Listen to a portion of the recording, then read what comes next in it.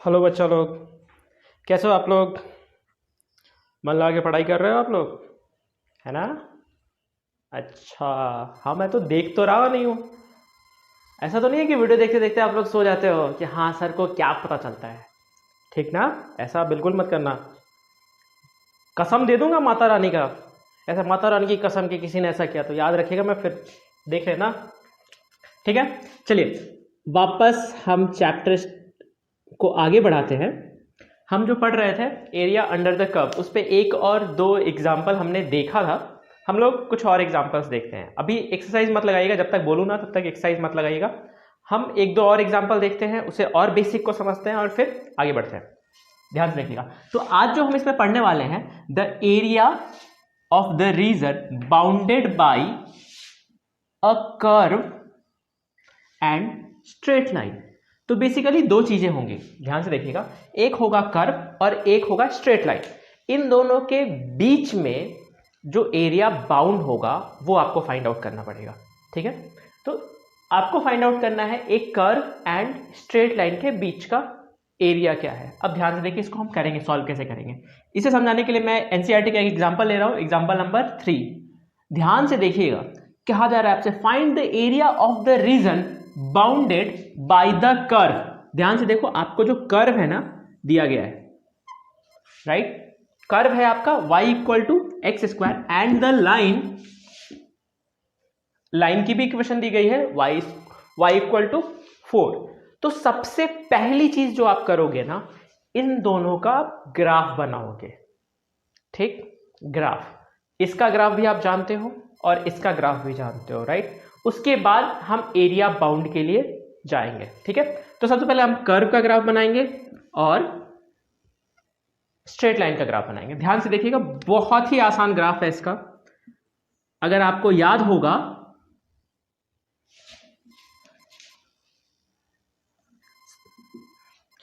तो दोनों ही standard graph है।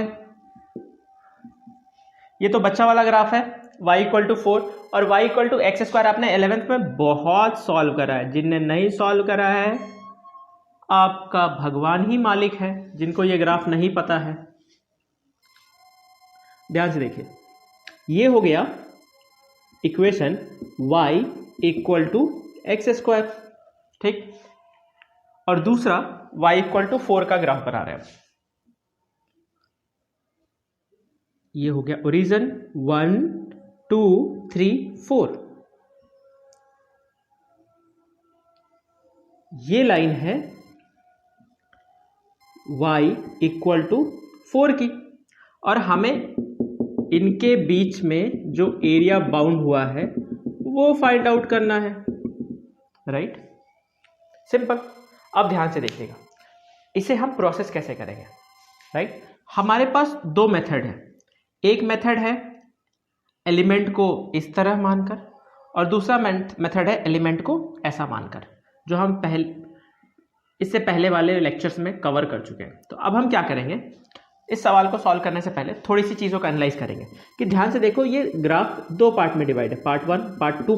अगर मैं इसका एरिया निकाल लूँ, मान लो अगर इसका एरिया 2 आता है, और तो जाहिर सा बात है जैसा ये है वैसा ही ये है, दोनों सिमेट्री है अबाउट वाई एक्सिस। मतलब वाई एक्सिस के लेफ्ट हैंड साइड में जैसा है वैसा ही राइट हैंड साइड में। तो मैं इसका एरिया निकालूंगा और उसे 2 से मल्टीप्लाई कर दूंगा। अगर ये 2 है तो ये भी 2 होगा, तो मैं निकालूंगा सिर्फ एक ही का, इस तरफ का, और बोल दूंगा लेफ्ट हैंड साइड में भी वैसा ही होगा, राइट? तो मेरा काम आधा हो गया, मतलब मुझे सिर्फ ये वाला एरिया निकालना है। अब निकालना कैसे, ध्यान से देखते हैं। सबसे पहले हम क्या करेंगे, एक एलिमेंट कंसीडर करेंगे, ऐसा। ठीक, ये होगा यहां से y डिस्टेंस पे, और जिसका लेंथ होगा dy।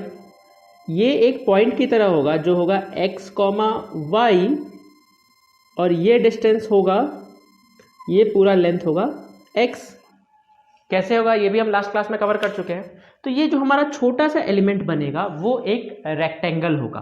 अगर मैं उस रेक्टेंगल का एरिया निकाल पाऊंगा एक रेक्टेंगल का एरिया, उसके बाद वैसे छोटे छोटे बहुत सारे रेक्टेंगल बनेंगे, सबको जोड़ दूंगा, मेरा काम बन जाएगा। जोड़ने का काम कौन करता है? इंटीग्रेशन। तो ध्यान से देखिएगा एरिया कैसे निकलेगा। अगर मैं एरिया की बात करूं तो मुझे पता है अगर एरिया बाउंड निकालना है तो मुझे क्या करना पड़ेगा? सबसे पहले तो मैंने 2 से मल्टीप्लाई कर दिया है इन दोनों के लिए, चाहे छोड़ो 2 से मल्टीप्लाई लास्ट में करेंगे हम, इसको भी हटाओ।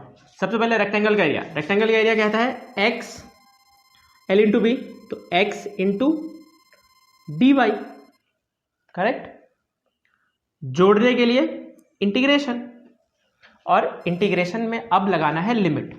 अब ध्यान से देखो, अब वाई एक्सिस में आपको कहां से कहां तक ट्रैवल करना है? वाई एक्सिस में ये कोऑर्डिनेट निकाल लो आप, ये कोऑर्डिनेट होगा 0,4। तो अगर आप ध्यान से देखो तो वाई एक्सिस में कितना ट्रैवल कर रहे हो? 0 से लेकर 4 तक, तो इसका लिमिट हो जाएगा 0 से 4। और इस एरिया को आपको ट्वाइस करना है, क्योंकि ये पूरा एरिया तो निकल गया, और इस एरिया के लिए आपको 2 टाइम्स मल्टीप्लाई करना पड़ेगा। अब ध्यान से देखो, 2 करा, लिमिट मुझे मिल गया। अब सवाल उठता है ये x की वैल्यू कहां से आएगी? x की वैल्यू आने के लिए हम ये वाले इक्वेशन को ध्यान से देखेंगे।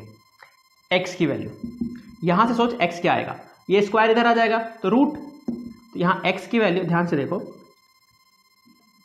अगर आपको बुरा ना लगे तो मैं ये रख सकता हूं x की वैल्यू रूट अंडर y, और रूट अंडर y का मतलब हुआ 1/2। 1/2 अगर आप इसे इंटीग्रेट करोगे तो आपको मिल जाएगा 2। इंटीग्रेशन का फॉर्मूला देखो, यहाँ dy है और यहाँ y है, x वाले को नहीं कर सकते, क्यों? क्योंकि यहाँ पे y है, तो आपको इसे y के टर्म में ही लाना पड़ेगा।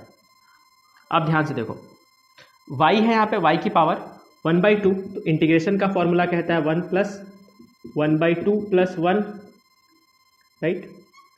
और यहाँ पर आप लिख दोगे 0 to 4, इसे मैं लिख सकता हूँ 3/2, और ये भी हो जाएगा मेरा 3/2।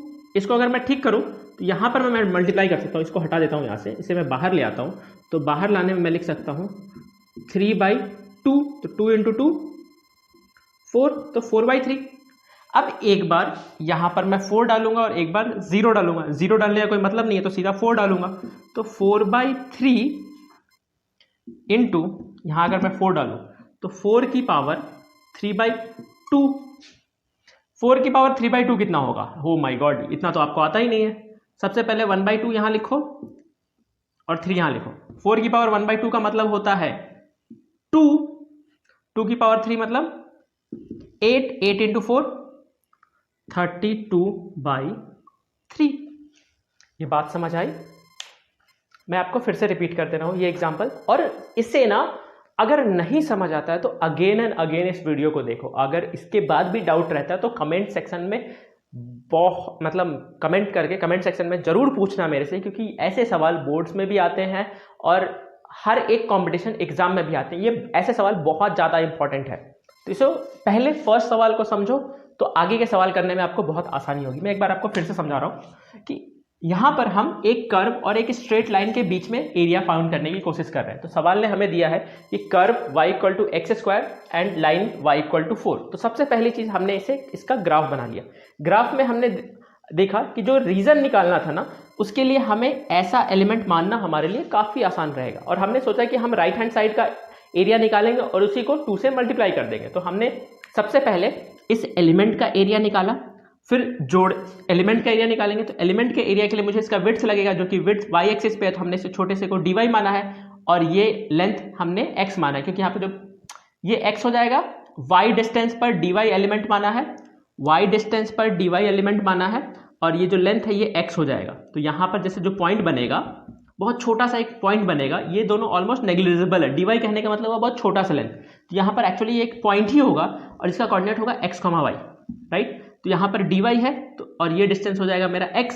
तो जब मैं रेक्टेंगल का एरिया निकालूंगा तो dy × x, तो सबसे पहले मैंने इस रेक्टेंगल का एरिया निकाला dy × x। अब मैं उसे जोड़ूंगा कि ऐसे छोटे छोटे बहुत सारे रेक्टेंगल्स बनेंगे, तो सबको जोड़ने के लिए इंटीग्रेट करूंगा, और कहां से कहां तक, तो मुझे y एक्सिस पे मूव करना है। तो मैंने y का एलिमेंट देखा 0 से लेकर 4 तक, या 0 से स्टार्ट करते हुए 4 तक के जितने भी रेक्टेंगल्स हैं सबको जोड़ना है, तो सबको मैंने जोड़ लिया। उसके बाद 0 से 4 तक, और इधर का तो एरिया निकल गया। अब इधर का भी एरिया, इसका एरिया निकालने के लिए इंटू 2, और इसके बाद की कहानी डेफिनेट इंटीग्रल की है जो आपको आती है। ये बात क्लियर है? बहुत बढ़िया, ठीक है। कुछ डाउट हो तो आप कमेंट सेक्शन में पहुंच लेना, पूछ लेना। आज के लिए क्लास हम यहीं समाप्त करते हैं। धन्यवाद।